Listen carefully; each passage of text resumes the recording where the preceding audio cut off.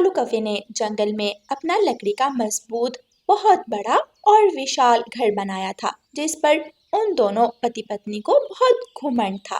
कालू जी, हमारा घर कितना सुंदर है, जंगल में किसी का भी ऐसा घर नहीं है।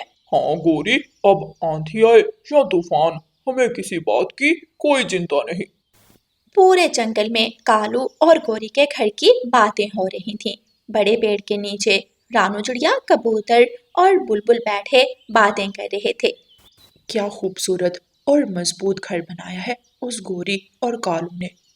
हाँ बुलबुल, तुम ठीक कह रही हो, ये आलसी यहाँ तो काम करते नहीं, अगर करते हैं तो अच्छा करते हैं। हाँ, आप सब ठीक कह रहे हैं। ऊपर वाला उनका घर सलामत रखे। इतने में तोता वहां आ जाता है। पक्षियों पक्षियों, मौसम का संदेश देने वाला पक्षी अभी अभी बताकर गया है कि 2 दिनों बाद बारिशें शुरू होने वाली हैं। अपने अपने घर मजबूत कर लो। शुक्र है ऊपर वाले का, जो जल्दी पता चल गया। चलो पक्षियों, हम जंगल से कुछ लकड़ियाँ और घास ले आते हैं और अपने घरों को मजबूत कर लेते हैं।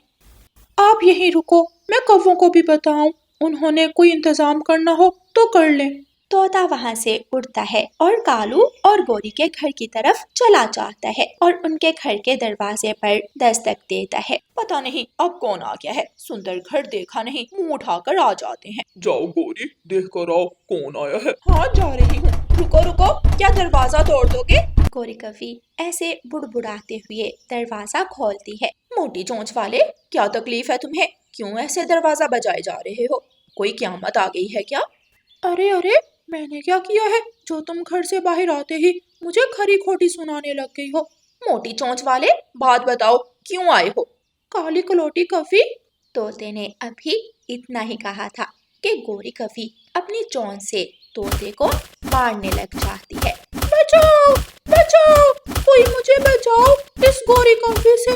पक्षियों, ये तो मुझे तोते की आवाज लग रही है। हाँ रानू चिड़िया, ये तोते की ही आवाज है, चलो जल्दी चलो। वो सब पक्षी उड़ते हैं और तोते के पास चले जाते हैं। गोरी छोड़ दो, तोते को छोड़ दो, इसको तुम क्यों मार रही हो?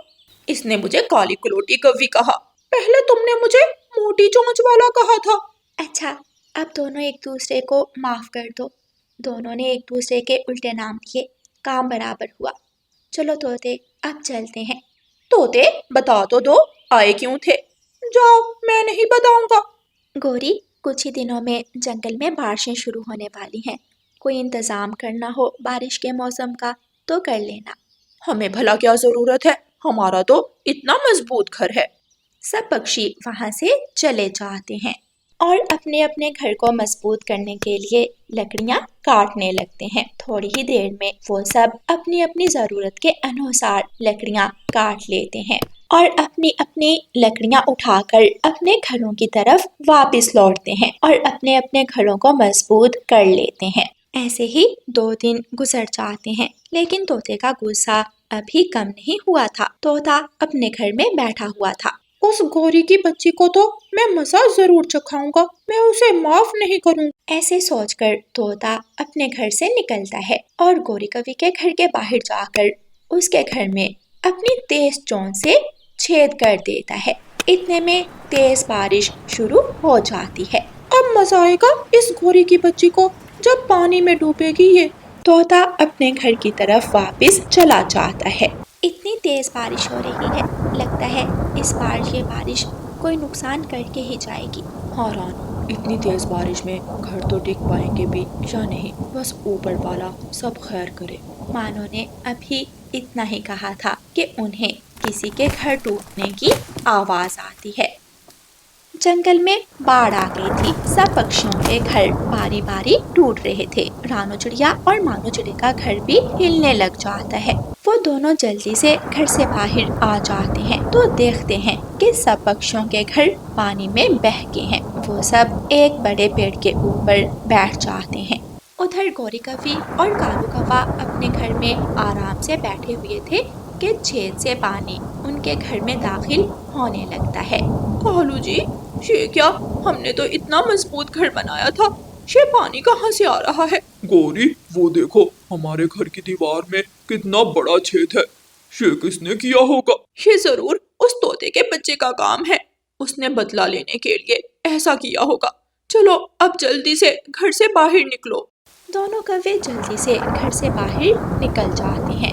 तेज बारिश और तेज हवा की वजह से दोनों कौवे अपने पंखों पर काबू नहीं पाते और वो बेकाबू होकर पानी में गिर जाते हैं। बचाओ, कोई हमारी आवाज सुन रहा है तो हमें बचाओ। बचाओ, हमारी मदद करो, हमें इस पानी से बाहर निकालो। पक्षी पेड़ पर बैठे कौवों की आवाजें सुन लेते हैं। मुझे लगता है गोरी और कालू किसी मुसीबत में है, हमें जाकर उनकी मदद करनी चाहिए। रहने दो रानू चिड़िया, बहुत अतरा रहे थे अपने बड़े घर पर। तोते भैया, ये वक्त इन बातों का नहीं है, हमें उनकी मदद करनी होगी, हमें उनकी जान बचानी होगी। सब पक्षी उड़ते हैं और गोरी और कालू के पास जाते हैं। गोरी बहन, तुम मेरे पंजों को पकड़ लेना और कालू भाई तुम कबूतर के। रानू चिड़िया और कबूतर कौवों के पास जाते हैं। गोरी और कालू उन दोनों के पंजों को पकड़ लेते हैं और पानी से बाहर निकल आते हैं।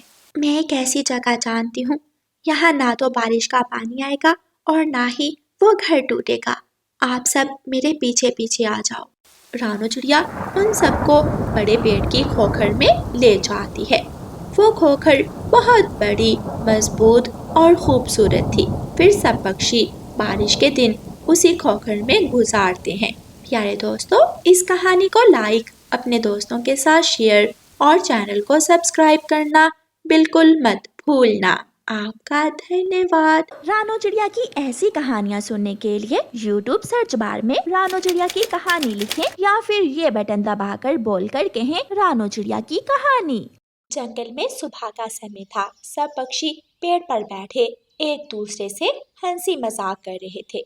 बुलबुल, तुम कितनी मोटी होती जा रही हो, कम खाया करो, एक दिन फट जाओगी। मोटी हूँ तो क्या हुआ, ताकतवर हूँ, तुम्हारी तरह सूखी तो नहीं हूँ जो उड़ते उड़ते बेहोश होकर गिर जाता है। बुलबुल की बात सुनकर सब पक्षी हंसने लग जाते हैं। इतने में तोता वहां आ जाता है। आओ आओ मिठू तोते, मोटी चोंच वाले पक्षी, कैसे आना हुआ? मेरी चोंच मोटी है, तभी तो किसी को भी चोंच मारकर मार सकता हूँ। अच्छा, ऐसा है तो आज एक शर्त लगाते हैं। कैसी शर्त बुलबुल? तुमने कहा ना कि तुम अपनी मोटी चोंच से किसी भी पक्षी को मार सकते हो, तो ऐसा करो, गोरी कवि का एक पंख ही ले आओ। कोई मुश्किल नहीं है, मैं ले आता हूँ। दूसरी तरफ गोरी कवि, जो पूरे जंगल में लड़ाई की वजह से मशहूर थी, हर वक्त पक्षियों से लड़ाई करने के बहाने ढूंढती थी। सभी पक्षी उससे दूर भागते थे। गोरी कवि अपने घोंसले में लेटी हुई थी जब कालू कौवा आवाज देता है। गोरी, अरे ओ गोरी, कोई काम धंधा भी कर लिया करो, हर वक्त आराम करती रहती हो। हाँ, तुम तो बहुत कमाऊ हो जैसे, तुम भी तो हर वक्त घर ही होते हो। तुमसे तो ऊपर वाला ही बचाए। तो तुमसे कौन सा नीचे वाला बचाएगा, तुमसे भी ऊपर वाला ही बचाएगा। मेरी तो किस्मत ही खराब थी कि तुम जैसे काले कलोटे नखट्टू से शादी हो गई। तो तुम क्या जंगल की हूर परी हो, तुम भी काली कलोटी ही हो। किस्मत तो मेरी फूटी है जो तुम जैसी लड़ाका पत्नी मिली है। गोरी कवि कालू को घूरते हुए बाहर निकल जाती। गोरी कवि एक पेड़ की शाख पर बैठ जाती है। क्या सच में मैं झगड़ा करती हूँ? लेकिन मैं बिला वजह झगड़ा नहीं करती। गोरी अभी खुद से बातें कर रही होती है। मिठू तोता गोरी कवि के पास आकर बैठ जाता है। बाकी पक्षी छुपकर मिठू तोते को देख रहे थे। मिठू तोते, खैर है, तुम आज किधर आए हो? गोरी, गर्मियों का मौसम आ रहा है, जिंदगी का क्या पता, गर्मी के मौसम में अक्सर पक्षी मर जाते हैं, मैं तुमसे माफी मांगने आया हूँ। मिठू ऐसे कहते हुए गोरी के पास होता चाहता है। हाँ तो मर जाओ, तुम्हारे मरने से जंगल में फर्क थोड़ी पड़ेगा। मिठू एकदम गोरी का पंख खींच देता है। हाय मिठू, मैं मर गई। तो मर जाओ, मेरे मरने से फर्क नहीं पड़ता तो तुम्हारे मरने से क्या फर्क पड़ेगा? ऐसा कहकर मिठू तोता जल्दी से वहां से उड़ जाता है। गोरी कवि रोते हुए अपने घर चली जाती है। मैं जीत गया, मैं शर्त जीत गया, अब मुझे शर्त के अनुसार तरह तरह के खाने चाहिए। मिठू कमाल हो गया, तुम तो सच में बहुत बहादुर हो। मिठू तोते अभी तो जीते हो, लेकिन गौरी का बदला बहुत बुरा है। देखा जाएगा, अभी तो दावत का मजा उड़ाऊंगा। बुलबुल और कबूतर शर्त के अनुसार मिठू तोते को तरह तरह के पकवान और मीठे फल देते हैं। मिठू तोता अपनी जीत पर बहुत खुश हो रहा था। गौरी कभी रोती हुई घर पहुंच जाती है। क्या हुआ गौरी, तुम रो क्यों रही हो? जंगल के सारे पक्षी मुझे दुख देने पर तुले हैं। अरे बताओ तो, हुआ क्या है? मिठू ने मेरा पर तोड़ दिया है, ये देखो। गौरी कौवी कालू कौवे को अपनी कमर दिखाती है। कालू कौवा देखता है कि गौरी की कमर पर घाव बना हुआ है। हाँ सच में, लेकिन उसने ऐसा क्यों किया? मुझे क्या पता, तुम मुझसे बदला लो। कालू, तुम्हें मेरी कसम। दिल तो नहीं करता मेरा, लेकिन अगर तुम कहती हो तो कुछ करता हूँ। क्या करोगे? वो तुम मुझ पर छोड़ दो, मेरे पास प्लान है। कालू कौवा गौरी कौवी को अपना प्लान बताने लगता है। दूसरी तरफ मिठू तोता दावत के मजे ले रहा था कि कालू कौवा वहाँ आ जाता है। मिठू तोते, तुम्हारी इतनी जुर्रत! क्या हुआ कालू भाई? तुमने मेरी पत्नी का पर क्यों तोड़ा? एक पर ही था, इसमें इतना झगड़ा क्यों? तुम्हें तो मैं बताता हूँ। ऐसा कहकर कालू कौवा मिठू तोते पर झपट पड़ता है और उसे खूब मारता है। हाय, मुझे मारा, मुझे मारा, कालू कौवे ने मुझे मारा। पहले दावत खाई और फिर मार खाई। अभी तो ये कालू का बदला था, सोचो गौरी का बदला क्या होगा। अभी गौरी का बदला बाकी है। लगता तो ऐसे ही है। मिठू और भी रोने लगता है। मारा, मुझे मारा, मिठू को मारा। हाय, मेरी कमर गई, मेरे पर टूट गए। हाय। सब पक्षी हंसने लग जाते हैं। दूसरी तरफ गौरी कौवी मिठू की पत्नी हरियाली तोती के पास जाती है। आओ गौरी बहन, कैसे आना हुआ? हरियाली, तुम अपने पति को समझाओ। लेकिन गौरी बहन, तुम्हें क्या हुआ? ऐसे क्यों बोल रही हो? तुम्हारा पति मुझे छेड़ता है। क्या कह रही हो? मिठू जी, ऐसा नहीं है। सारे जंगल को पता है। लेकिन तुम्हारे पास क्या सबूत है? आज मिठू मेरे पास आया, मुझे तंग कर रहा था। मैंने मना किया तो मेरा पर तोड़ कर ले गया। कह रहा था कि ये प्यार की निशानी है। ऐ ऊपर वाले, मुझे उठा ले। ये मैं क्या सुन रही हूँ? ये देखो सबूत। गौरी कौवी हरियाली तोती को अपने टूटे हुए पर की जगह दिखाती है। माफ कर दो बहन, मुझे नहीं पता था। मेरा पति इतना बदमाश हो गया है। हरियाली बहन, जब वो लफंगा घर आए तो उसे पूछना जरूर।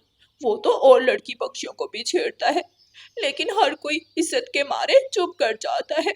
हरियाली तोती के कान भरने के बाद गौरी कौवी वहां से चली जाती है।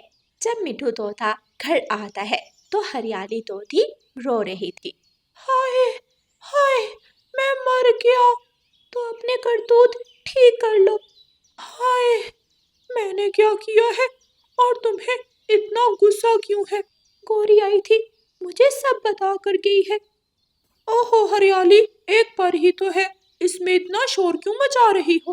ऊपर वाले, ये कैसे दिन आ गए हैं, क्या क्या सुनना पड़ रहा है।